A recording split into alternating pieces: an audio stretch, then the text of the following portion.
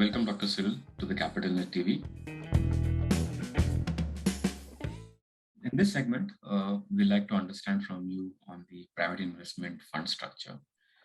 Can you help us understand the evolution of these fund structures over the last 25-30 years? Yeah, it's interesting to see that actually it's more fine-tuning than anything else. Regularly, the fund structure gets criticized. It's like your preferred toy, right? You love it, but sometimes you hate it because it's your preferred toy and you see it every day. So you think, I'm going to try something else, and then ultimately you come back to it. It's a little bit the same with the fund structure. The reason why it gets criticized is because sometimes it's a little bit inflexible. Also, I would say the fund structure embeds some key terms which are very difficult to renegotiate if you're a fund investor. But what we observe is that over time, slowly, some of the things start to mature, and then we see that the best practices are implemented in this fund structure. And that's why, as I said, we ultimately always go back to our preferred toy. So let me take three brief examples. The first one is probably what we call the preferred rate of return. It's also called the hurdle rate. The hurdle rate was implemented to somehow give some form of confidence to the fund investors that they should at least try to get the priority when we want to achieve a certain performance with the fund. So the idea is that often we say, if the fund investor doesn't get an internal rate of return of around 8% on the investment, then the fund manager doesn't get the performance fee. And now it's been pretty much standard. It's not systematically done. Sometimes some fund managers can get away without implementing it, but I would say more than often you find this kind of clause. So that's an evolution on the initial fund structure, which didn't really have that. Another example, today, the management fees get criticized a lot. The fund investors say it's very expensive. We give X% of the fund every year to the fund manager to do the job.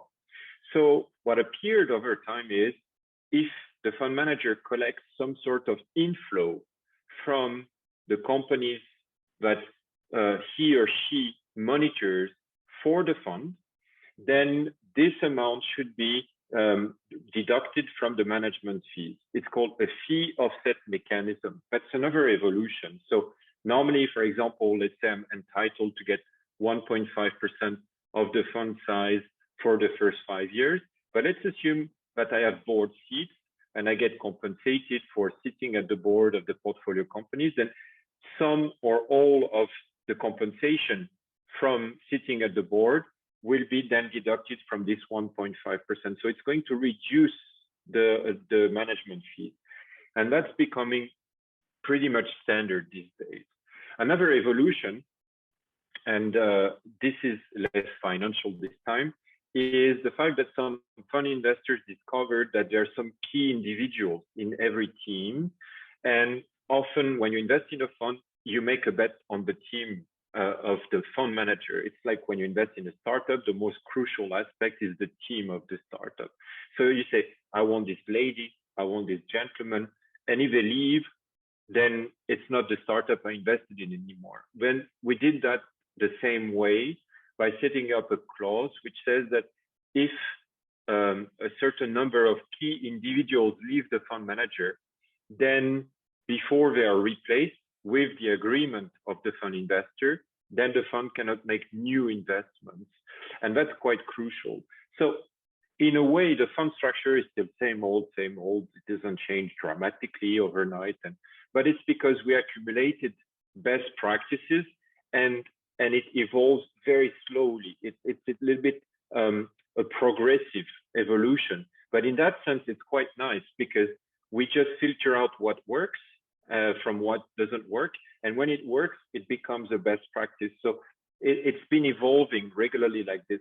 But if you were asking me, what is the single most impressive evolution of the fund structure over the course of the last 20 years, I would be at a loss to tell you, because honestly, it's all these incremental changes and small, evolution in the best practices. Also highlight why limited partnership structure is preferred largely when it comes to fundraising and paying back to the investors. Probably the combination of two factors. The limited partnership structure was available very early in Anglo-Saxon law.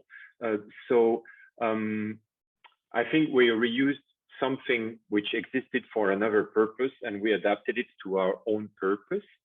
And then once you're, as a fund investor, you're familiar with the tool, naturally, you would encourage someone to reuse the same tool.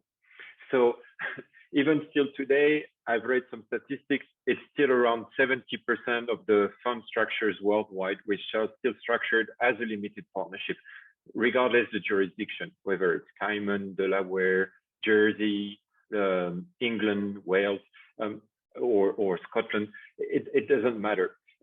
This is still the very large majority.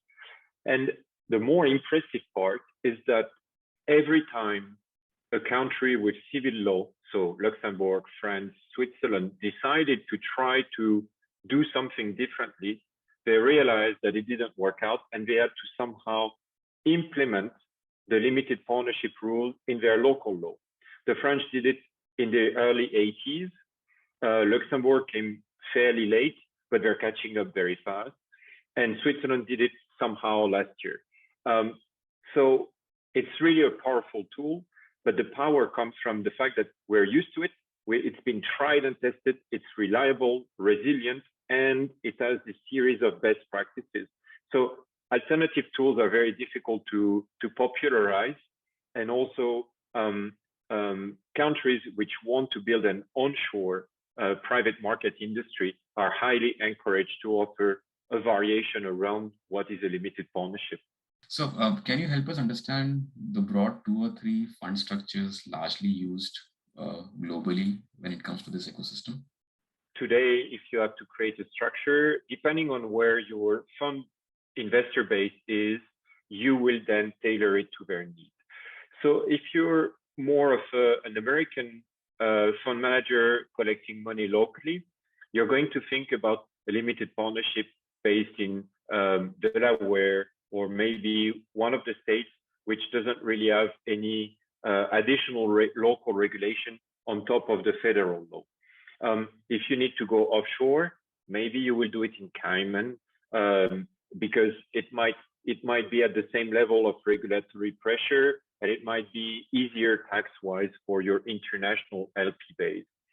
If you're European, you might think about either a limited partnership in Ireland, for example, or to some extent onshore EU with an LP structure, or you will then go to Luxembourg, and then you might think about a restricted access investment fund, a RIFE, the RIFE being very close to the limited partnership structure, but being in Luxembourg law. So this is very easy because then your LP base in Europe, which might be much more diversified than if you have an LP base in the US in terms of knowledge, culture, languages, but also, let's say, understanding of local laws.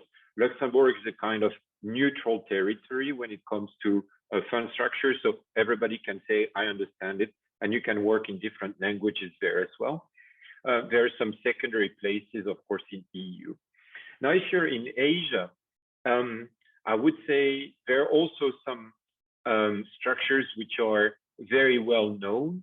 So for example, Mauritius is known to be a good location where you have limited partnership structures, where you have double taxation treaties, which is structured to welcome offshore money and still comply with international regulation while still being affordable and not to be too complicated.